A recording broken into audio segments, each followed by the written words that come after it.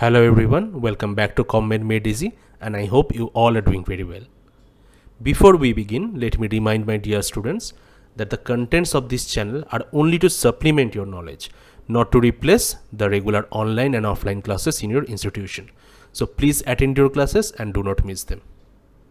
Also, if you like our contents, please subscribe to our YouTube channel, like the videos and share these videos with your friends, with your batchmates, with your juniors. Also, if you are a teacher, then with your students. Please follow our Facebook page and the link will be given in the description. Today we are going to discuss a very commonly asked explain why question, that is the inverse relationship between sensitivity and specificity. So if you remember from previous video, I mentioned it repeatedly that no diagnostic test or screening test is 100% accurate. So the sensitivity and specificity of any screening or diagnostic test are inversely related. That means with increase in sensitivity, the specificity of the test decreases and vice versa. That means when the sensitivity is decreased, the specificity is increased. Whenever we deal with any diagnostic tool or screening tool, we do not always deal with the dichotomous variables. That means yes or no situation, present or absent, or positive negative situation. For example, if I want to diagnose malaria in a person, I can go for estimation or rather microscopy of blood slide to find out the malarial parasite. So if I find it, then the parasite is present. If I do not find it, the parasite is absent. So the situation can be either present or absent. There is no situation in between these two options. So we have either this option or the opposite and the alternative option. But whenever we deal with quantitative variables like blood pressure, blood sugar, serum triglyceride, the confusion starts. Because of course we shall have a blood sugar level which is never zero, and this blood sugar level can have a huge range, right? Some people have very low blood sugar, some people have very high blood sugar, for example diabetics patients, or some people in between them. So people with impaired fasting glucose, impaired glucose tolerance, etc. Similarly for blood pressure, it can be of different ranges, for example in normotensive range, in pre-hypertension range, or even in hypertensive range. Serum triglyceride value can be quite low or even high. So as you can see, these quantitative variables, whenever we are trying to quantify these variables, it is not possible to express in yes or no, present or absent, or positive negative situation. Rather we have certain value. That is why you go for blood sugar estimation, hemoglobin estimation, and we get certain kind of value after the investigation or test. Now we have to decide what is the cutoff value that we should take, and based on the cutoff value we shall decide whether the person is suffering from the disease or not. For example, in case of hypertension, we have decided that systolic more than or equal to 140 and diastolic more than or equal to 90 is considered to be hypertensive, and below that there is pre-hypertension, and even below we have the normotensive range. So that is why we have a cutoff value whenever we deal with quantitative variables. So all this discussion today and all this confusion that we'll be talking about is because of the quantitative variables, where we cannot have the yes no, present absent, or positive negative situation. So let us start with our first example, where we have discussed a hypothetical disease, that is disease A, and we want to estimate the serum level of enzyme X. So this is another hypothetical serum enzyme, and based on the value of serum X, we can say whether the disease is present or not. So serum X value is in continuous scale, so that means it has a range of values, and then we have to decide on a cutoff value. If the level of serum X is above the cutoff value, we shall say that disease A is present, whereas if the level of serum X is below the cutoff value, that disease A is absent. We estimate the amount of X in people without disease and in people with disease separately. So that means we have to find out a group of people who are suffering from disease A and then estimate the amount of X in those people. Then we have to find out a group of people without the disease, and the amount of serum X is measured in those people. Now the question is, how can we have, or rather how can we decide which people are suffering from the disease and which people are not suffering from the disease even before measuring the serum X level? Because we said earlier that based on a cutoff value here we shall decide the disease is present or not. So that means it is not possible to decide whether a person is suffering from disease A or not before estimating their serum X level, right? Now, if you remember from my previous videos, we discussed about the concept of gold standard test. So that means probably there are many options, that means many investigations or tests that are available to diagnose disease A. And of those options we have, the best possible option will be considered as the gold standard test, right? We have to understand that gold standard test, even that cannot be 100% accurate, but that is the best possible option we have. So based on the gold standard test, we can decide which people are suffering from the disease and which people are not suffering from the disease. Then we can estimate the amount of serum X in those people, and we have to find out which of them have the serum X level below and above the cutoff value. So what we are doing here is basically comparing the gold standard test with another new test, that is the estimation of serum X level to diagnose disease A. Now the result can be expressed in a curve. So we have this graph here where the x-axis denotes the level of serum X. So it can be of any value, since this is a arbitrary and or you can say hypothetical example. So the value can be expressed in units, right? So it can be mg per dl, microgram per dl, whatever. Just we have mentioned here units.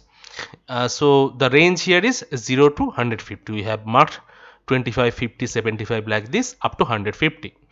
This is the x-axis. In the y-axis we have the number of people. So the first graph shows serum value of X in people without disease A. So these are the people who are not suffering from disease A. Remember this? This is based on the gold standard test, right? So we have performed the gold standard in a group of people. Those people who tested negative, or the gold standard test says that these people are not suffering from the disease. This is their serum level of X. So you can see the serum level of X in people without disease ranges from 25 to 100. Most of the people have on the level of X around this area. So this is around 65 or 70, something like that. But it can be as low as 25 and as high as 100. So this green curve means people without disease. Similarly, we can also estimate serum X in people with disease, and in them, as you can see, the range is from 75 to 150. So this is at higher range as compared to the people without disease A. So we have two different curves. Now whenever we draw these two curves together, we have something like this. So we have the people without disease having serum level of X ranging from 25 to 100, whereas people with disease have 75 to 150 range of serum X. So what is the problem here? As you can see, there is an overlapping zone. So overlapping zone of serum X value between 75 to 100 units. So that means if a person has 25 to 75 level of or unit of serum X, we can say the person is not suffering from the disease. Similarly, 100 to 150, they are all suffering from the disease. But in this yellow zone, not green, I'm sorry, this yellow zone, that is 75 to 100, these two curves overlap. So it is very difficult to say whether people belonging to this area, whether they are suffering from the disease or not, right? So that is why what we do, we draw a perpendicular line from the point where the two curves intersect. So this is the point, and we draw a perpendicular curve line, and this intersects the x-axis, say somewhere around 90 point. So this is 90 unit, right? Now this will be considered to be our cutoff value. Based on this, we can say if a person has serum level of 90 and above or more than 90, the test is positive. Whereas if the serum level of X is less than 90, the test is negative. So this much is clear, I guess. Now I have color coded the whole thing. So this is the cutoff value of 90. We have the green curve, the red curve, and this is the overlapping zone. This triangular area is the overlapping zone 75 to 100. Right side of 90 we have the positive result, left side of 90 is the negative result. So that means whenever we conduct the serum X estimation in any person, if the value is more than 90, the person will be told he is positive. If it is less than 90, he will be told negative. Now in this diagram, if you see, we have this green highlighted area, right? Now this green highlighted area is a part of green curve, and green curve means people not suffering from disease, and the test result is also negative because it is on the left side of the 90 cutoff value. So that is why they are the people not suffering from the disease with negative test result. So they are true negative. Similarly, this orange area, this test result is positive as it is more than 90 cutoff value, and this is a part of the red curve which is the people suffering from the disease. So that is why they are the true positive. What about this yellow area? Now yellow area, you can say it is part of the red curve. Of course it is a part of the green curve also, but for this purpose, for the purpose of discussion and this concept, we shall consider that there are people who are from the diseased population, that means suffering from disease. They are also, some of them are present in this yellow area, right? And since this is on the left side of the 90 cutoff value, this is negative. So even though they are suffering from the disease and the test result is still negative, we can say they are false negative, right? Similarly, this sky blue area is a part of the green curve, that means people are not suffering from the disease, but the test result was positive, so they are false positive. So you have to understand this much very clearly. So let me just summarize this curve again. Green area, left side of 90, so they are negative, and also they are not suffering from the disease, so they are true negative. This orange area, right side of the 90 cutoff value, so they are positive result, and they are suffering from the disease, true positive. This part, they are actually suffering from the disease, but the test result is negative, so they are false negative. Similarly, this sky blue area, they are not suffering from the disease, but the test result is positive, so they are false positive. Now what we shall do is, we shall see what happens if the cutoff value is changed from 90. So if it is increased or decreased, then what happens to the test results. Here we can see the cutoff value has been moved from 90 to 95. So higher cutoff value is selected. So instead of 90, now we have selected 95 as our cutoff value. So that means this line is not anymore drawn from the point where the two curves bisects. We have shifted towards right. Thik? So what happens whenever we take a higher cutoff value? That means people who earlier had been tested positive because they had the value of 90, 91, 92, 93, 94. Now all of them will be testing negative. So this part, this area from 90 to 95, earlier in this case they were tested positive, now they will be testing negative. So the total number of positive results would decrease, because now people having the serum value of X 95 and above, only those people will be tested positive, or they will be told to have the disease. Whereas 90 to 94 is now considered negative. Earlier 90 to 94 was positive. So that is why total number of positive results would decrease.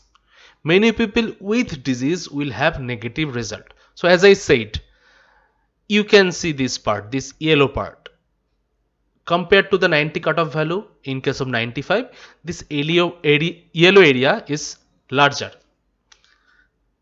So that means the false negative has increased in size, because the yellow zone denotes the false negative. And true positive will decrease because I said there are a lot of people who are actually suffering from the disease. Now they will not be diagnosed to have the disease.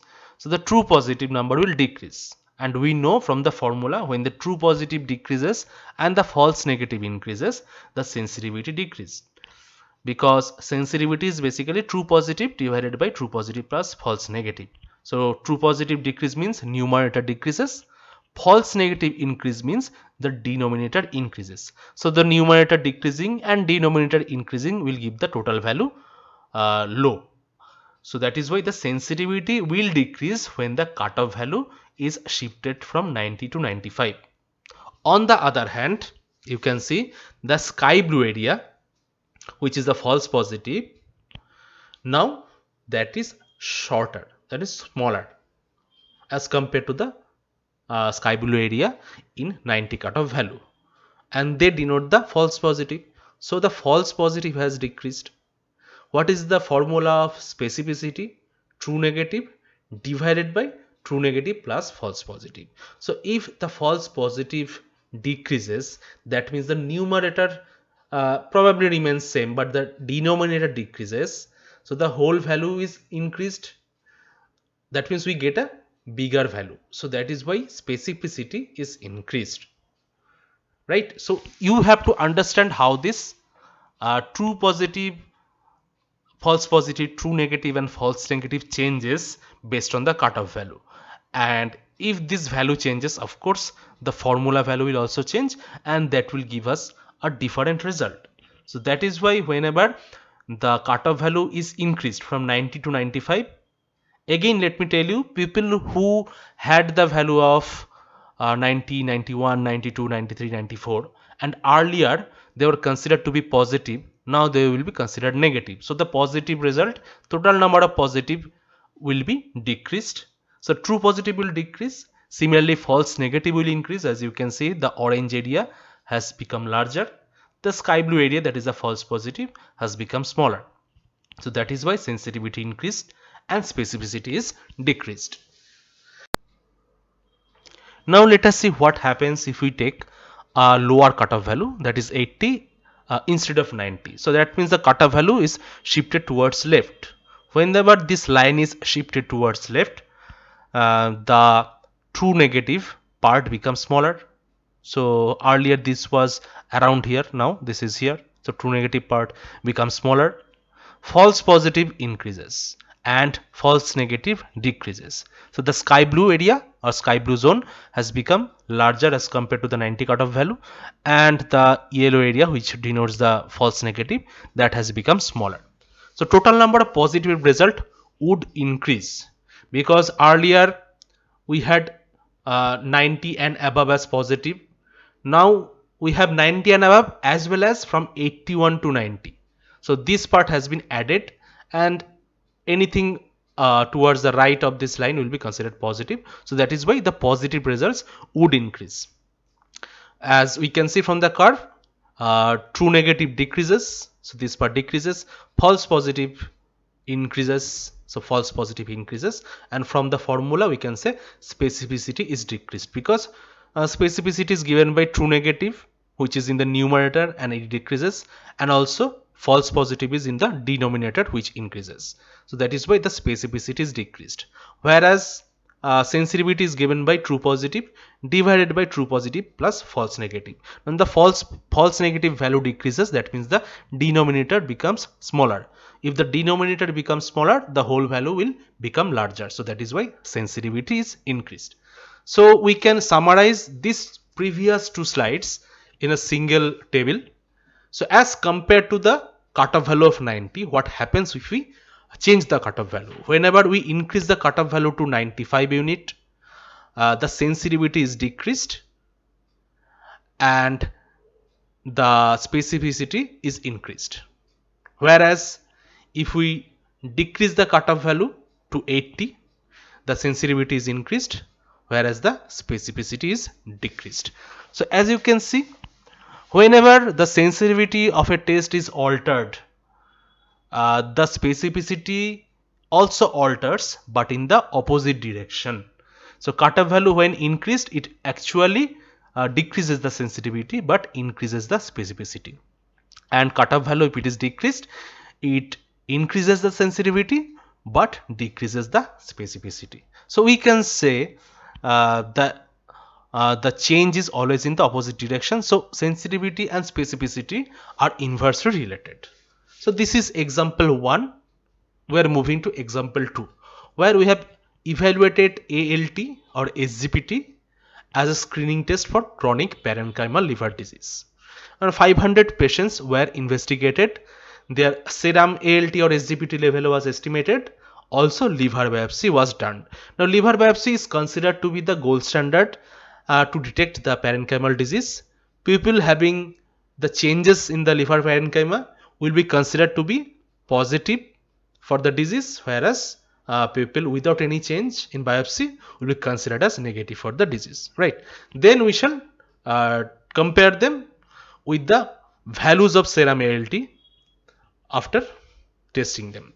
So here we have the serum ALT or SGPT levels, and based on the liver biopsy, which is the gold standard, we have also have the disease present or absent, right? So we have total 200 people out of 500 people who were suffering from chronic parenchymal liver disease based on the liver biopsy. Remember, this is not based on the serum ALT or SGPT level. This is based on the gold standard test, that is the liver biopsy. So 200 people with disease and 300 people without disease.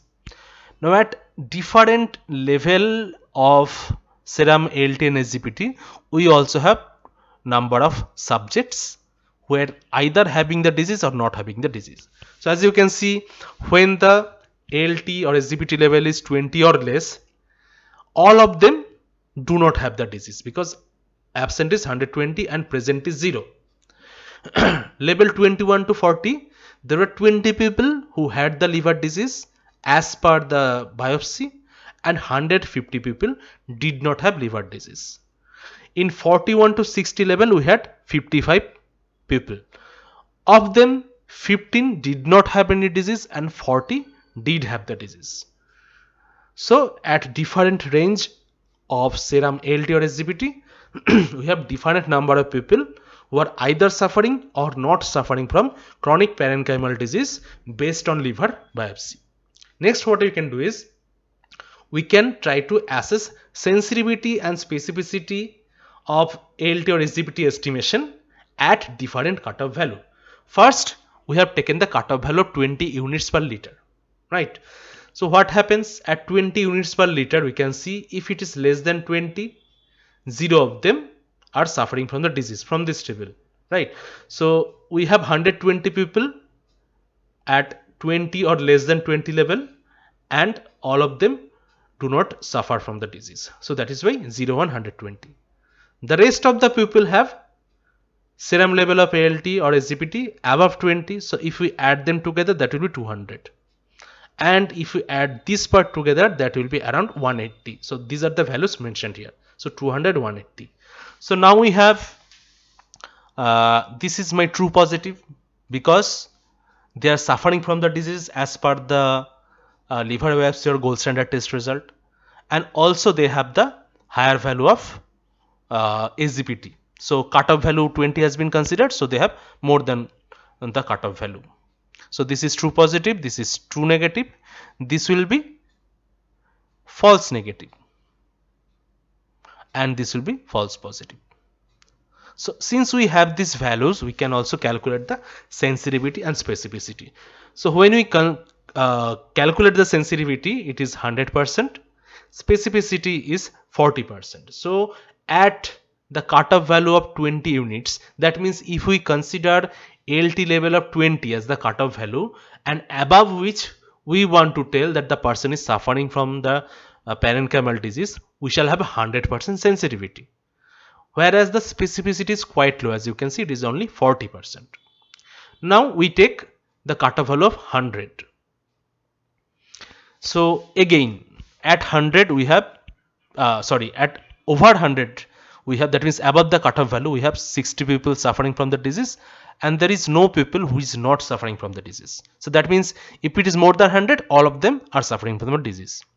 If it is 100 or less, 140 of them are suffering from disease and 300 are not suffering from disease. So again we calculate the sensitivity and specificity. Here the sensitivity is 30% and specificity is 100%. So that means we can get different sensitivity and specificity based on the cutoff value that we are taking. And whenever we calculate the sensitivity and specificity, we get a table like this. So cutoff value is considered to be more than 100, 30% sensitivity, 100% specificity. If it is more than 80, 50% sensitivity, 99% specificity. So like this, we have different sensitivity and specificity at different cutoff values. So what do we see here? Whenever we change the cutoff values, suppose we are going to lower cutoff values from 100 to 200. So that means the cutoff value is decreased. That increases the sensitivity from 30% to 100%, but that decreases the specificity. So 100% to 40%. So as you can see, with change in the cutoff values, whenever sensitivity changes, the specificity also changes in the opposite direction. So this is another example where we can see that the sensitivity and specificity changes in the opposite direction. So they are inversely related. Now from this table we can say that there is no cutoff value where both sensitivity and specificity are 100%. So that is not possible. So that is why again we can say no test is 100% accurate. Now we have to decide. So the next question is what should be the optimum cutoff point. So we could take a value of 100 or 20 or 60 or 80 or 40 as cutoff value. We have to decide which cutoff value has to be taken or considered for diagnosing of disease. Now if we want to know which cutoff value is suitable or ideal, then what we do is we follow the concept of ROC curve. ROC curve is also known as receiver operating characteristic curve, and to draw this curve we actually need sensitivity along the x-axis and 1 minus specificity along the y-axis, and based on that we have to decide which cutoff value we can take. Now ROC curve is a very advanced topic which is beyond the scope of discussion in today's video. So if I decide to make advanced courses or advanced discussion for postgraduate level, maybe I will discuss ROC curve in my future videos. But I believe it is already clear by now that whenever sensitivity increases, specificity is actually decreased, or if the specificity increases, the sensitivity is decreased. So they go in opposite directions, and that is why it is told that sensitivity and specificity are inversely related.